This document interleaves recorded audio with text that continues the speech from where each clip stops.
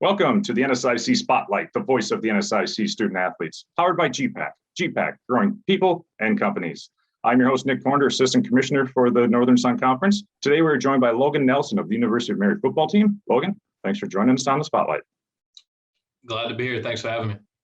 All right, before we get to your record-tying performance at Northern State last Saturday, tell us a little bit about yourself. So I'm a senior from Billings, Montana. I was recruited in 2016. I am a major in biology education and a minor in coaching and wellness. All right, and you said Billings, Montana. How did you end up at the University of Mary from Billings? I got recruited back, it would have been my junior year, so 2015. And they recruited me as a triple option quarterback, believe it or not. And they ran that for 2 years and switched to the spread. But yeah, that's how I got there.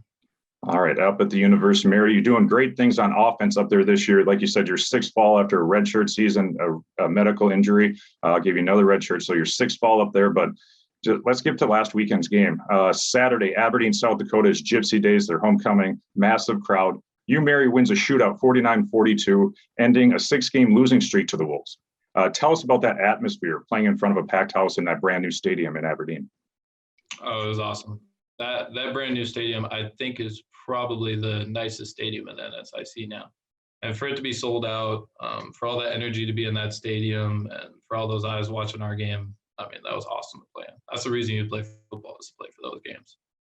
Some triggeration on your first offensive play of the game when you hit Jaden Andreessen for your first of 6 touchdown passes on the day. How important was it to get out to a quick start in that environment? Well, it was super important with all those people in those stands. If you start out with a 3-and-out or a lull on offense, all the energy is going to be on Northern side. So Jaden, he ran a great route. The safeties got sucked in on the handoff to flea flicker. O-line did a great job protecting me, and he was wide open. All I got to do is throw it to him. Also, your defense started off the first 2 series. As you mentioned, a quick start. They shut the Wolves down. They had a sack and then an interception.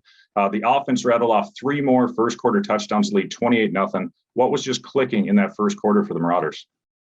Well, yeah, it was huge. When we started off with that first touchdown, we were like, that's great, but Northern has a great offense. They're one of the top offenses in the NSIC.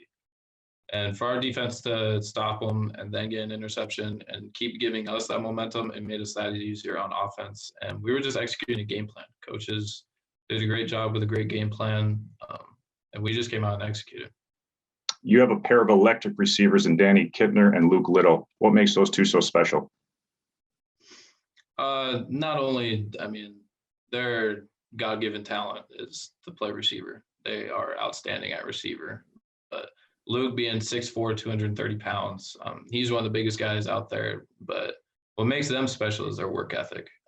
I think they're not robots out there when it comes to running routes. They understand the defense and what the defense is trying to do. So, yeah, I have this route. This is what I'm supposed to run. But if this defense is doing this, well, if I run this route, then I'm going to be open. I think that makes them really special, too. They really understand the game. Yeah, and that gives you a potent offense. The Wolves have a potent offense. You guys are the 3rd and 4th scoring offenses in the NSIC. As we mentioned, they made a comeback. What was the message from Coach Bagnell on the sidelines as they started to come back on you? As far as his message towards the offense, it's been the same message since the start of the year. Every chance we get the ball, that's a chance to put on points on the scoreboard. So he just kept telling us, hey, another chance to go out there and score points. That's what they're out here for. And we knew our defense would eventually get a stop. We knew their Northern offense was going to put points up on the board. It was just our job to put up more points.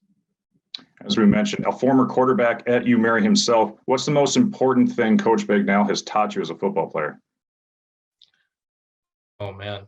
Where to begin? I would say probably preparation. He always sends a message, especially the quarterback room, that there was never going to be someone that would over-prepare more than him. He loved the fact of studying film, studying guys' tendencies, what does his defense call in this 3rd and short, 3rd and long, 2nd and short.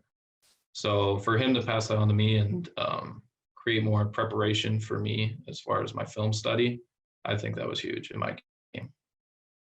Outstanding. One of the youngest coaches in NCAA Division II, Coach Bagnell, doing a great job up at Mary. You mentioned the defense stepping up, and they did. A big sack at the end as the Marauders get the 49-42 win out in Aberdeen. As we say, 1 week at a time, we're on to the next week. This Saturday, another huge matchup is return home to take on number 19 Minnesota Duluth. What will be the keys for the Marauders' victory on Saturday? Well, it's going to be a top offense against a top defense. So obviously our offense is very excited.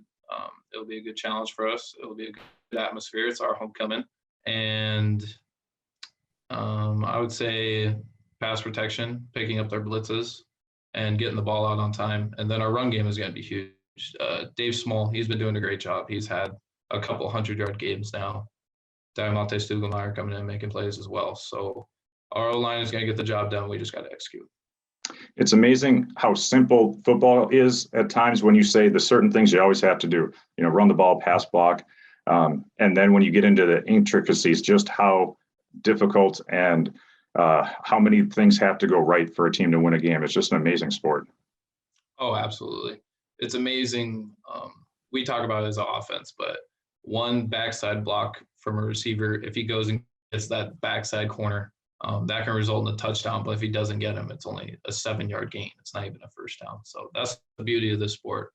If one guy doesn't do his job, it's a bad play. If everyone does their job, it's a good play. That's right. Well, hopefully a whole bunch of good plays for the Marauders this Saturday against Minnesota Duluth. Before we let you go, this, like we said, is your 6th fall at the University of Mary. What are your plans for the future / career goals post UMary? Yeah, well, I'll graduate, get my undergrad, and then I want to do a graduate assistant program, go get my master's in business admin, and then go from there.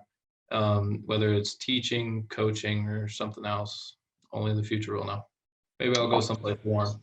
All right, from Montana to Bismarck, maybe somewhere to the south. Okay, well, Logan, best of luck to you. That's going to wrap up this week's show. Thank you again to our sponsor, gpac. Logan, thanks again for joining us on the Spotlight. Make sure to check out the Marauders taking on UMD on Saturday at 2 p.m. That and all the other NSIC content is available on the NSIC network. Logan, best of luck to you and your teammates this weekend. Thank you. Thanks for having me.